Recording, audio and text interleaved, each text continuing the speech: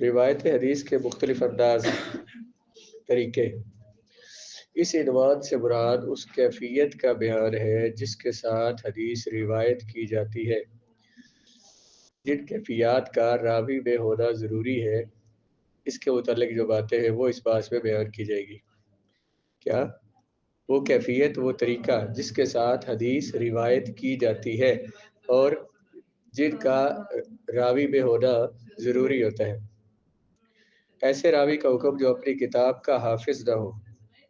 ایک وہ محدث ہے کہ جنہیں جو حدیث روایت کرتے ہیں، حدیث آگے پہنچاتے ہیں، لیکن انہیں وہ اپنی جو حدیثیں ہیں جو انہوں نے کتاب میں لکھی ہوئی ہے اپنے پاس، ان کے محفوظ ہیں، وہ انہیں یاد نہیں ہے۔ ایسے راوی کا حکم جو اپنی کتاب کا حافظ نہ ہو، اس کے بارے میں علماء کا اختلاف ہے۔ بعض نے شدت اختیار کرتے ہوئے افراد سے کام لیا۔ افراد کہتے ہیں زیادتی کو، سختی کرنا، اور بعض نے تساہل، سستی سے کام لیا ہے اور تفرید کے مرتکب ہوئے۔ تفرید کمی کو کہتے ہیں، افراد زیادتی کو کہتے ہیں۔ بعض نے اعتدال اور بیانہ روی کا راستہ اختیار کیا ہے۔ متشددین، سختی کرنے والوں میں سیدنا امام مالک، امام ابو حنیفہ، ابو بکر سیدلانی، شافعی ہے۔ ان کے نزدیک اس راوی کی روایت حجت ہو سکتی ہے جو اپنے حفظ سے بیان کرے۔ وہ راوی جو حدیث بیان کر رہا ہے، آگے پڑھا رہا ہے، اور وہ حدیث جو آگے پڑھا رہا ہے وہ اسے لکھی ہوئی تو ہے ہی صحیح، لیکن اسے یاد ہے، اس کے حافظے میں محفوظ ہے، اس کی روایت لی جائے گی۔ متساہلین، وہ لوگ جنہوں نے اپنے نسخوں اور کتابوں سے بھی روایت کی جو اصل سے مقابلہ شدہ نہیں تھے۔ بعض نے یہ کہا کہ راوی کو جس سے حدیث لے رہے ہیں اس کو حدیث یاد ہونا ضروری نہیں، اس کی کتاب سے دیکھ کر بھی لکھ لی، اس کی کتاب سے دیکھ کر بھی کسی نے حدیث لکھ لی تو آگے روایت کر سکتا ہے۔ انہوں نے کیا کہا تھا؟ صرف کتاب میں لکھا ہوا کافی نہیں، بلکہ اس کو خود حدیث یاد ہو، اپنے حافظے سے بیان کرے گا تو اس کی حدیث لی جائے گی۔ تو جو بالکل اس میں نرمی کرنے والے تھے، انہوں نے کیا کہا؟ اس کی کتاب سے بھی اگر کسی نے حدیث لے لی، لکھ لی، پڑھ لی تو وہ اس کو روایت کر سکتا ہے۔ وہ تعدیلین، متوسطین، یہ اکثر محدثین، جمہور اکثریت کو کہتے ہیں، اسی لفظ بنا جمہوریت۔ ہم سارے جمہور ہیں لیکن ہماری بات نہیں سنی جاتی جمہوریت کے زمانے میں۔ بھئی کسی ایک ہوتی ہے بادشاہت، کہ اس میں بادشاہ جو ایک بندہ کہتا ہے تو وہ نظام چلتا ہے، اور جمہوریت میں یہ ہوتا ہے کہ اکثر لوگ جس طرف ہوتے ہیں، جب ووٹ دیتے ہیں تو فلانے کو ووٹ زیادہ پڑے، زیادہ لوگ اس کے ساتھ اس لیے اس پہ عمل کریں۔ تو جمہور عوام کو کہتے ہیں، اکثر لوگ کو جمہور محدثین ہیں۔ وہ کہتے ہیں کہ جب راوی تحمل اور مقابلہ میں ذکر کی گئی سابقہ شروط کا اہتمام کرتا ہے، جو پیچھے ذکر کی گئی ہے کہ تحمل حدیث کے لیے، حدیث لینے کے لیے کیا کیا روایات ہے، کیا کیا شرائط ہے، جب محدث ان کا اہتمام کرتا ہے تو اس کا کتاب سے روایت کرنا جائز ہے، اگرچہ کتاب اس سے غائب ہو گئی ہو، جبکہ ظن غالب یہی ہو کہ تغییر اور تبدیلی سے پاک ہے۔ یعنی ایک محدث جو ہے وہ اس میں تحمل حدیث لیتے وقت جو مسلمان عاقل بالغ ہونا چاہیے اور وہ حدیث کو لے کے اسے یاد بھی کرے، اس وقت اسے حدیث یاد تھی لیکن بعد میں حدیث اس کے ذہن میں نہیں بھی رہی، لیکن اس کے بعد لکھی ہوئی محفوظ ہے تو اس سے روایت، وہ والی لکھی ہوئی روایات اس کی جو ہے وہ لے سکتے ہیں۔ پہلے نے کیا کہا؟ صرف حافظے والی لے سکتے ہیں۔ بعد والوں نے کیا کہا کہ اس نے تحمل کے وقت اس میں شرائط پائی جاتی یا نہیں پائی جاتی، اس کی کتاب سے لے کر لکھ لی تو پھر بھی آگے روایت کر سکتے ہیں۔ اور جنہوں نے جو درمیانے انہوں نے کیا کہا کہ جس محدث نے تحمل میں اور مقابلہ میں جو جتنی شرائط ذکر کی ان کا اہتمام کیا ہو تو اس کا تحمل حدیث کے لیے جو شرائط پائی جانی چاہیے راوی میں ان کا اس نے خیال کیا ہو تو اس کی اگرچہ کتاب سے لے حدیث تو پھر بھی اس کی کتاب سے حدیث پڑھ کے لی جا سکتی ہے۔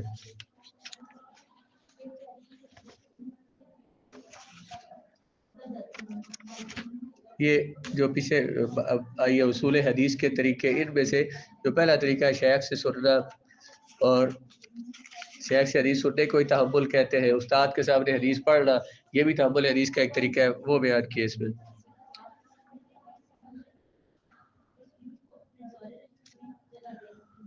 خاص طور پر جب وہ ان راویوں میں سے ہو جن سے تغیر و تبدل کا مخفی رہنا ممکن نہ ہو۔ مثلا ایک راوی ہے، ایک محدث ہے، انہوں نے حدیث یاد تھی، انہوں نے جب حدیثیں لی تھی، حدیث اپنے اساتذہ سے پڑھی تھی، اس وقت ان میں یہ شرائط پائی جاتی تھی، جو حدیث لینے کے لیے شرائط ہے وہ ان میں پائی جاتی تھی، انہوں نے کتاب میں لکھ دی، پھر اگرچہ اس کے بعد ان سے وہ کتاب گم بھی ہو گئی، پھر جب انہیں کتاب حاصل ہو مثلا تو انہیں پتہ ہے کہ اس میں تبدیلی ہوئی ہے یا نہیں ہوئی، اس میں کسی نے تبدیلی کی نہیں ہے، تو تبدیلی ہو بھی تو پھر بھی انہیں پتہ چل جاتا ہے، تو ایسے راوی کی حدیث جو ہے اس کی کتاب سے بھی لے سکتے ہیں۔ وہ نابینا راوی جسے اپنی سنی ہوئی حدیث یاد نہ ہو، اس کی روایات کا حکم۔ ایک راوی نابینا ہے، لکھا ہو تو وہ پڑھ نہیں سکتا نہ لکھ سکتا ہے، اس کا صرف حافظے پہ اعتبار ہو رہا ہے، اسے جو حدیثیں یاد ہو رہی ہے۔ اب نابینا راوی کو اپنے سما سے کچھ بھی یاد اور محفوظ نہیں ہے، حدیث کے لکھنے میں جسے وہ سن چکا ہو اور اس کے ضبط اور کتاب کی حفاظت پر ثقہ سے مدد لے، حدیث کے لکھنے میں اور حدیث کی حفاظت پر ثقہ راویوں سے مدد لے اور اس پر قرات کے وقت احتیاط کرے، اس طرح کہ اس کا ظن غالب یہی ہو کہ تغییر و تبدیل سے حفاظت ہے، اس کی روایت اکثر کے نزدیک درست ہے۔ نابینا راوی جو ہے اسے جو حدیثیں اس نے سنی ہے اسے یاد رہی ہے، اب وہ لیکن وہ اس نے اساتذہ سے حدیثیں پڑھی ہیں، وہ کسی ثقہ آدمی سے وہ حدیثیں لکھوا لے اور اس پر جب اس پر قرات کے وقت احتیاط کرے، اس طرح کہ اس کا ظن غالب یہی ہو کہ تغیر و تبدل سے حفاظت ہے، یعنی وہ جو حدیثیں ہیں جو اسے لکھوائی ہوئی ہے ان کے بارے میں اس کا ظن غالب یہی ہو کہ ان میں کوئی تبدیلی نہیں ہوئی، جیسے میرے اساتذہ سے پڑھی تھی ویسے ہی میرے پاس روایات لکھی ہوئی ہے۔ اس کی ایسے جو نابینا ہے جس نے ثقہ راوی کی مدد لی ہو اور اس سے وہ حدیثیں لکھوا لی ہو یا جو اس نے لکھوائی ہوئی تھی ان کی حفاظت اس نے کسی ثقہ قابل اعتماد آدمی سے کروائی ہوئی ہے اور اس کا ظن غالب یہی ہے کہ جو اس کے بعد نسخہ لکھا ہوا موجود ہے اس میں کوئی تبدیلی نہیں ہوئی، تو اس کی روایت لینا درست ہے۔ نابینا کا حکم، اس نابینے کا حکم اس بینا آدمی کی طرح ہے جسے نظر تو آتا ہے لیکن وہ ان پڑھ ہے یا اسے یاد نہیں رہا، صرف اس کے بعد لکھی ہوئی کتاب موجود ہے، تو اس کی مثال بھی ویسے ہی ہے۔ حدیث کی روایت بالمعنی کا حکم اور اس کی شرائط۔ روایت بالمعنی کیا ہوتی ہے؟ رسول اللہ علیہ والسلام نے الفاظ ارشاد فرمائے، بلکہ آپ اس کو مثال ضرور سمجھے کہ آپ حدیث پاک پڑھتے ہیں، ویسے آپ موطا شریف میں پڑھ رہے ہیں، ایک حدیث آئی ہے، اگلی حدیث اسی معنی کی ہے لیکن الفاظ مختلف ہے، اس میں لفظ اور ہے معنی وہی بنتا ہے۔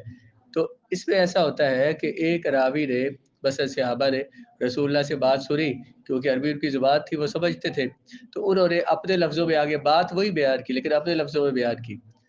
ایک جگہ مثلا حدیث میں پڑھتے ہیں جالا سا یجلسو کا ورا بیٹھ رہا ہوتا ہے، کسی نے اسے قعدہ بول دیا، ایک بندہ بولتا ہے قام کھڑا ہونا، دوسرا کسی کا بولتا ہے نہض، اس کا ورا بھی کھڑا ہونا ہے۔ تو اس طرح مثلا جا کسی نے کہا اور اس کی جب کسی نے بول دیا واصلہ، وہ پہنچا، تو اب یہ الفاظ بدلے ہیں، ہمارا وہی ہے۔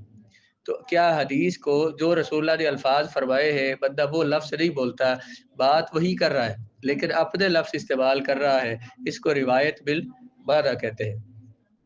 جو انہوں نے بات آگے پہنچائی ہے روایت باللفظ نہیں ہے، حضور کے الفاظ نہیں اس نے بولے، الفاظ اس کے اپنے ہیں، معنی وہی ہے جو رسول اللہ نے فرمایا ہے، تو کیا روایت بالمعنی جائز ہے یا نہیں؟ حدیث کی روایت بالمعنی کا حکم اور اس کی شرطیں۔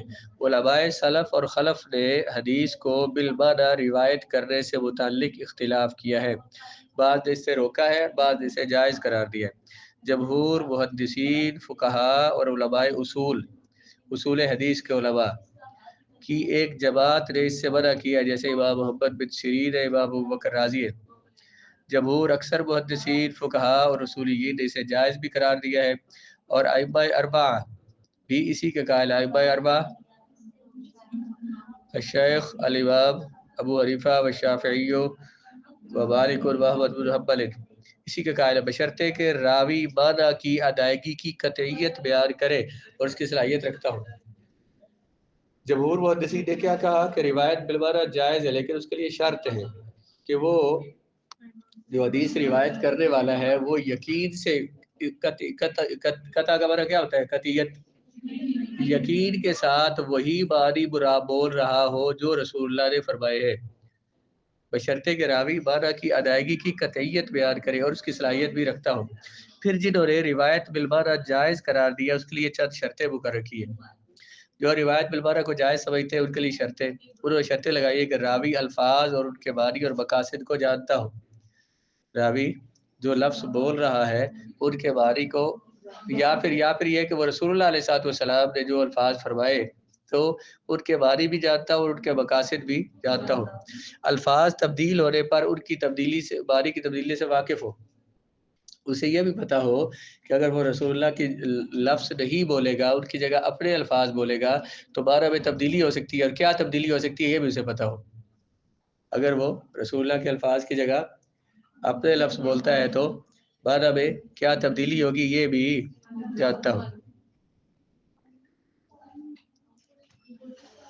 یہ وہاں ہے جو احادیث تصانیف میں نہیں آئی، یعنی وہ احادیث جو ابھی تک لکھی رہی گئی تو ان میں یہ بات ممکن ہے کہ اسے پتہ ہو کہ یہ الفاظ کے معنی نہیں بدل رہے، اگر میں روایت بالمعنی کروں گا تو وہ پھر روایت کر سکتا ہے۔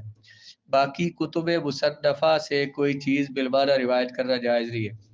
جو کتابیں لکھ دی گئی ہے، حدیث جن کتابوں میں جمع کر دی گئی ہے، ان کی روایات آگے پڑھے، آگے بیان کرے اور روایت بالمعنی کرے تو یہ جائز نہیں ہے۔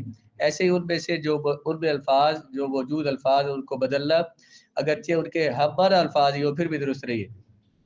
جو حدیث کی کتابوں میں جو حدیثیں جمع کر دی گئی ہے ان کو انہی الفاظ کے ساتھ پڑھنا ہے جو اس کتاب میں موجود ہے۔